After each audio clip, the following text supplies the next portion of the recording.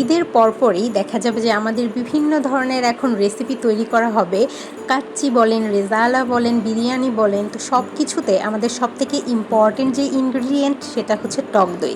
তো টক দই তো মাস্ট লাগবেই এসব রান্নাতে। আর সেই টক দইটাই যদি বাসায় এমন ঘন করে তৈরি করা হয় তাহলে কেমন হয় বলেন তো? তো আজকে থাকছে আপনাদের জন্য এরকম ঘন টক দইয়ের recipe. Hello everyone, welcome to cook and cook. এখানে আমি আধা লিটার দুধ নিয়েছি এবং দুধটাকে আমি খুব ভালো মতো বলক দিয়ে জাল করে নিয়েছি এবং দুধটাকে এবার আমি একটুখানি এভাবে চামচ দিয়ে নেড়ে চেড়ে ঠান্ডা করে নিচ্ছি। দুধটা যখন কুসুম গরম হবে আমি এভাবে একটু আঙুল দিয়ে দেখে নেব। আমার আঙুলের যখন সহ্য একটা ক্ষমতা থাকবে ঠিক তখনই আমি এখানে দুধের মধ্যে দিয়ে দিচ্ছি 1.5 টেবিল চামচের মতো টক দই। যেটা আমরা বাজার থেকে কিনে খাই সেই দইটাকেই আমি এখানে পানি ঝরিয়ে 1.5 টেবিল চামচের মতো ব্যবহার করছি। দুধের সাথে খুব ভালো মতো আমি দইটাকে একটু নেড়ে চেড়ে মিশিয়ে নিচ্ছি। যখন আমার দুধটাকে খুব ভালো মতো মেশানো হয়ে যাবে দইটা, তখন আমি এটাকে একটু সাইডে রেখে দিব।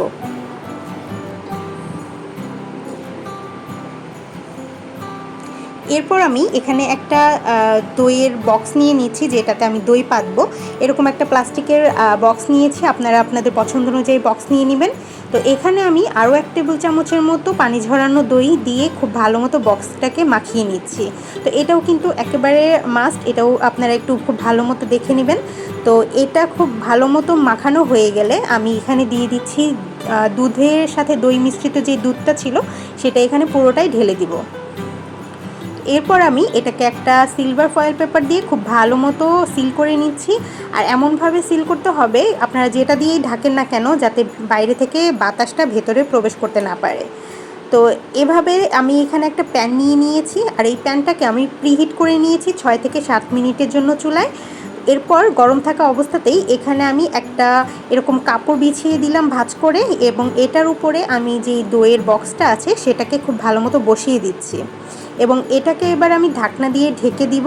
আর ঢাকনা দিয়ে এমনভাবে ঢাকতে হবে যাতে বাইরের কোনো বাতাস ভেতরে প্রবেশ করতে না পারে, ভেতরটা যাতে গরম থাকে। তো এখানে আমার একটা হোল ছিল ঢাকনার, আমি সেটাকেও খুব ভালো মতো এবার বন্ধ করে দিচ্ছি। তো এবার আমি এই প্যানটাকে রান্নাঘরে চুলার পাশে রেখে দিব। তো আমি দইটা রাত্রে পেতেছিলাম এবং সকালবেলা কিন্তু আমার দইটা একেবারে হয়ে গিয়েছিল। তো আমি এবার আপনাদেরকে এই পুরো বক্সটা খুলে দেখাচ্ছি। আর এর মাঝখানে আমি দইটাকে একটুখানি ফ্রিজেও রেখেছিলাম। তো এবার আপনারা দেখতেই পাবেন যে আমার দইটা কেমন হয়েছে। তো দেখতেই পাচ্ছেন যখন আপনার দইটা পুরোপুরিভাবে দইতে কনভার্ট হবে দুধটা, তখন কিন্তু এরকম একটু পানি ছেড়ে দিবে। তো এটা কিন্তু নর্মাল, এটা দেখে ভয় পাওয়ার কিচ্ছু নেই। তো এবার আমি দইগুলোকে একটুখানি চামচে উঠিয়ে আপনাদেরকে দেখাচ্ছি যে দইটা কতটা ঘন হয়েছে। তো দেখতেই পাচ্ছেন আমার দইটা কিন্তু অনেকটাই ঘন হয়ে গিয়েছে। তো এইভাবে খুব সহজে আপনারা বাসায় বসেই কিন্তু টক দই বানিয়ে নিতে পারেন।